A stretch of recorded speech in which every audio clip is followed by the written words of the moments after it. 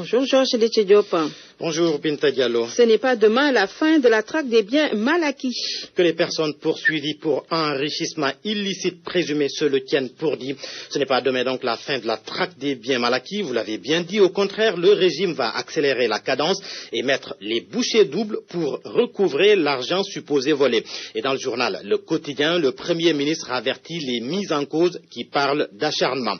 Trouvez-vous de bons avocats? C'est ce que leur indique Aminata Touré, non sans préciser que ces voleurs qui crient aux voleurs devraient plutôt faire profil bas et préparer leur défense, car les gesticulations et autres inventions ne pourront rien justifier, ne pourront rien donner, justice se fera. Ces propos de Mimi Touré sont aussi relayés par le Populaire pour qui le Premier ministre remet du piment dans la traque des biens mal acquis.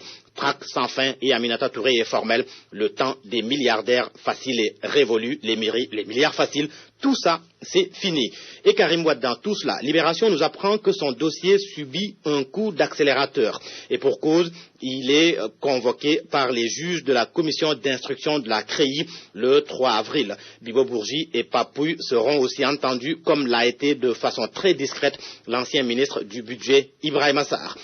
Un autre ancien ministre de Wade dont le ralliement à l'APR est annoncé, Awa Ndiaye. Direct Info nous apprend que l'ancien ministre de la Culture, épinglé alors par l'ARMP pour écart dans sa gestion, a rallié l'APR. C'est peut-être ce qui fait dire à Direct Info d'un Macky Sall qui lave Awa Ndiaye.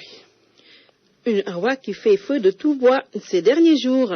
Il s'agit de Awa Marie Kolsek. Elle fait des pieds et des mains pour épargner notre pays d'une propagation du virus Ebola. En Guinée, une mesure forte qui fait la une du quotidien Le Soleil. Le Sénégal ferme ses frontières sud. Mais il n'y a pas de quoi avoir peur ou plutôt s'alarmer. Le ministre de la Santé rassure qu'aucun cas n'est suspecté et tous les services de santé sont en état d'alerte. Mais malgré cela, la psychose Ebola ne sera pas sans conséquences selon Walfadjri.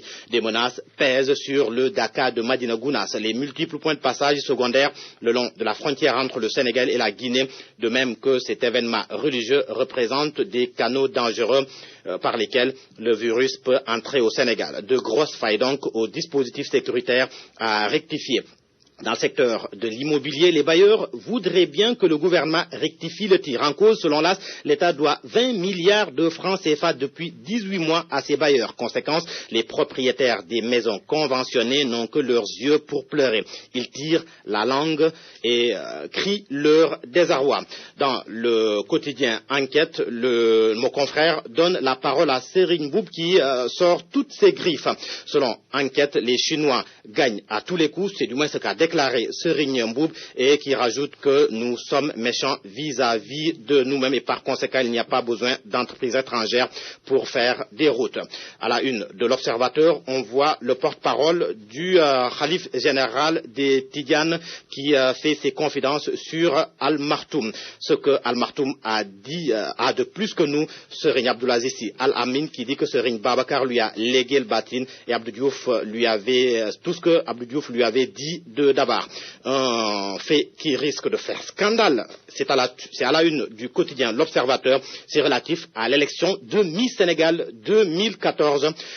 Rose Diatta, Miss de Ziguinchor, qui déclare que l'un des organisateurs leur proposait de soulever leur jupe pour avoir droit à la couronne. C'est grave. Merci Georges Déthié Diop. RFM, la chronique du jour.